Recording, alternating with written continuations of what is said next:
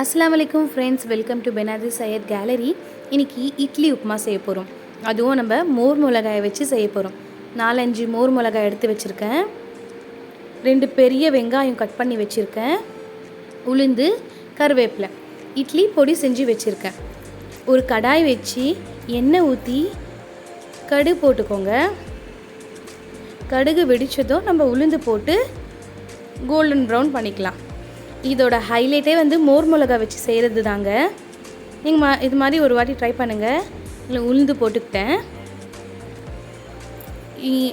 எப்போவுமே இட்லி உப்புமா செய்வீங்க, வெறும் காஞ்ச மிளகா போடுவீங்க. ஆனால் இந்த மோர் மிளகா யூஸ் பண்ணி பாருங்களேன், நல்லா டேஸ்ட்டாக, நல்லா ஸ்மெல்லும் சூப்பராக இருக்குங்க.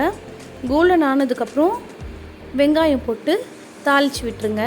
நல்லா வதங்கிட்டோம், நல்லா டேஸ்ட்டாக இருக்கும். இந்த மாதிரி ட்ரை பண்ணி பாருங்கள் ஒரு வாட்டி. ஒயிட்டாக வேணும்னா மஞ்சள் தூள் ஆட் பண்ணிக்காதீங்க. நான் எல்லோக்காக மஞ்சள் தூள் ஆட் பண்ணுறேன். உப்பும் ஆட் பண்ணிக்கோங்க. நல்லா வதக்கி விட்டுடுங்க. கலந்து விட்டுட்டு மஞ்சள் ஆட் பண்ணிக்கோங்க.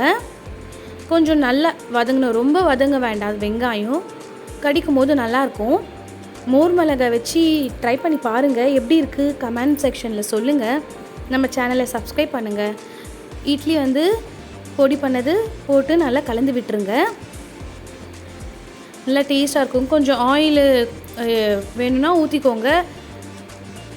பாருங்கள், ஹாட்டாக சர்வ் பண்ணுங்கள். பிளேட் எடுத்து சூப்பராக டேஸ்ட்டாக இருக்கும். இந்த மோர் மிளகாடு சேர்ந்து மென்று சாப்பிடும் போது நல்ல சுவையாக இருக்கும். நம்ம சேனலை சப்ஸ்கிரைப் பண்ணுங்கள். என்ன ரெசிபி வேணுமோ கமெண்டில் சொல்லுங்கள். பாருங்கள், சூப்பராக இருக்குது பார்க்குறதுக்கே. பாய், அஸ்ஸலாமு அலைக்கும். சப்ஸ்கிரைப் பண்ணுங்கள், லைக் அண்ட் கமெண்ட்.